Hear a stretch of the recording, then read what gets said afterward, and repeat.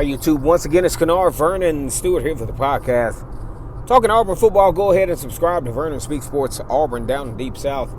College football is king, and on the plains of Auburn, the battle cry is War Eagle.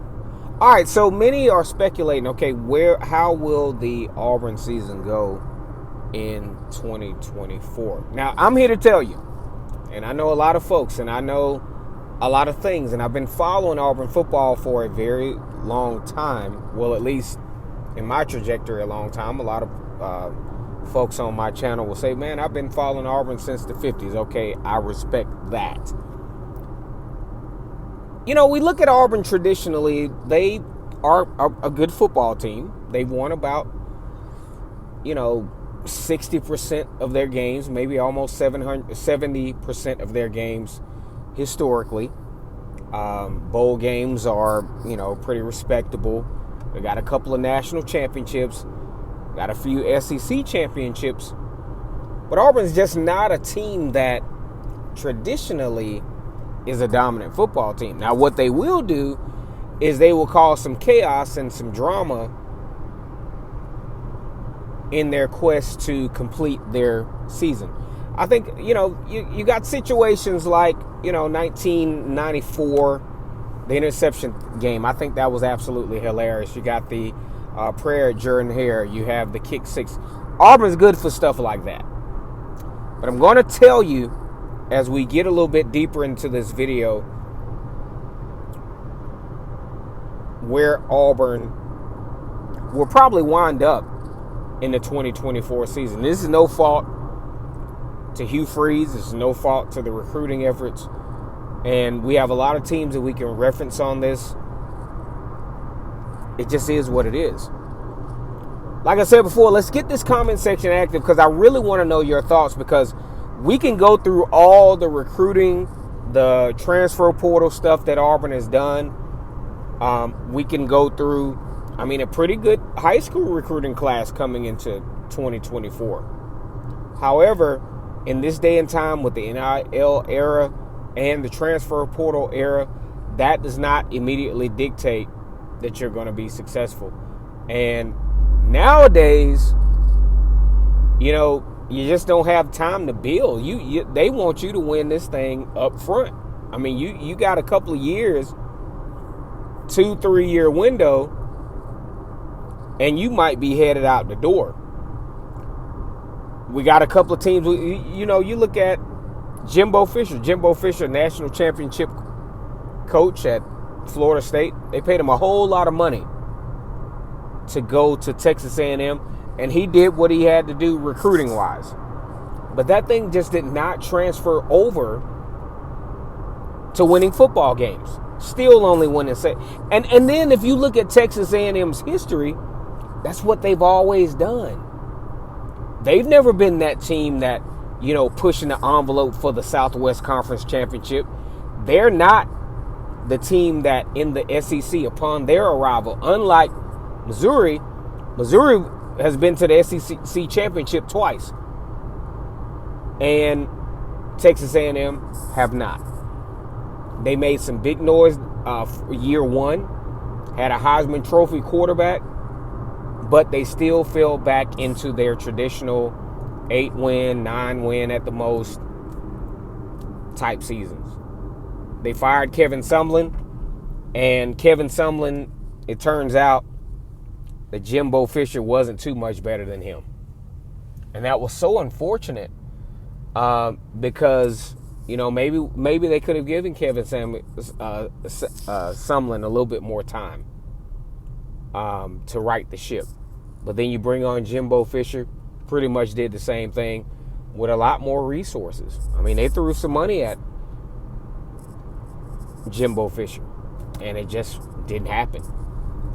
Okay, so if I talk about Auburn, Hugh Freeze, I think he's doing an incredible job recruiting. On pace to have a top 5, 6, maybe 7, maybe in the upper 3 recruiting class for the 2025 season. Had a top 10 recruiting class for the 2024 season. Did pretty decent in the transfer portal, especially with bringing in some new defensive players, and also doing some good things with the wide receivers, and also getting some good wide receivers out of high school. But here's my thing, guys. If you ask me where Auburn is going to be in 2024 at the end of the season, I'm going to say, and I hope you got your ears listening real close to the microphone or real close to the podcast, it's going to be about the way it's always been. Now, what do I mean? Well, Vernon, what the heck do you mean by that? I mean, that's real compelling information. I'm glad you guys showed up to hear that. It's going to be the way it's always been. Well, here's what I have to say about that. I think Auburn has a relatively favorable schedule for the first few games.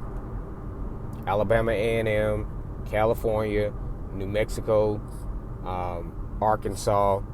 Oklahoma's going to pose a little threat because they're always talented. But even though they have a pretty good quarterback, but he's not as mobile as a lot of guys would want him to be.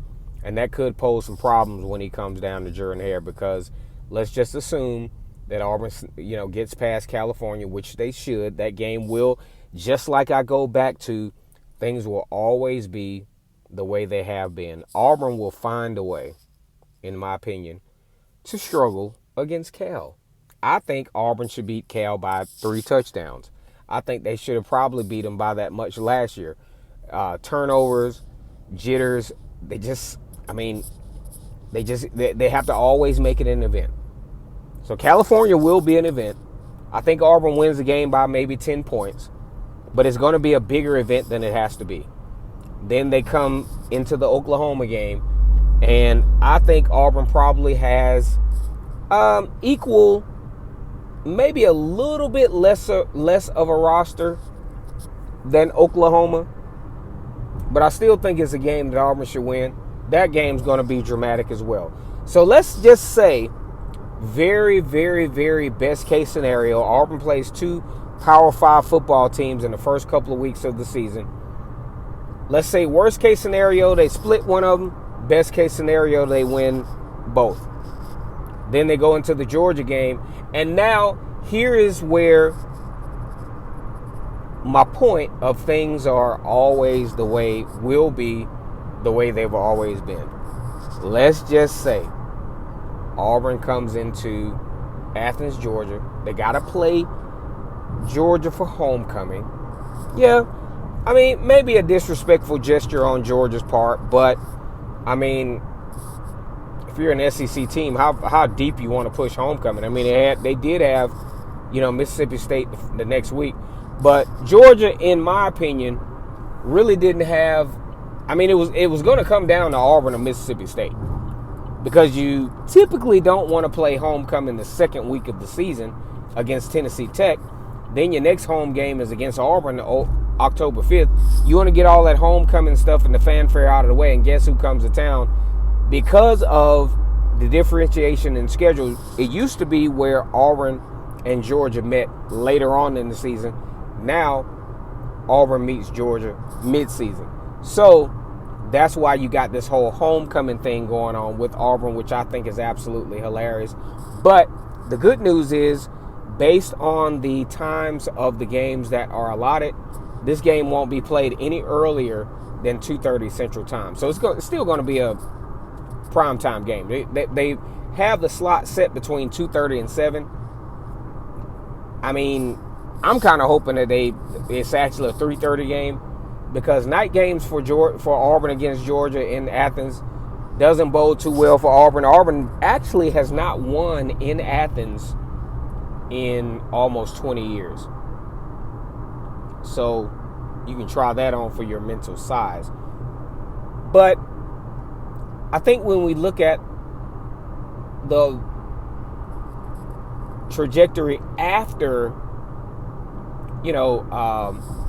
Auburn versus Oklahoma, then they go into the Georgia game, then things get a little tricky as they have to go on the road against Kentucky and Missouri.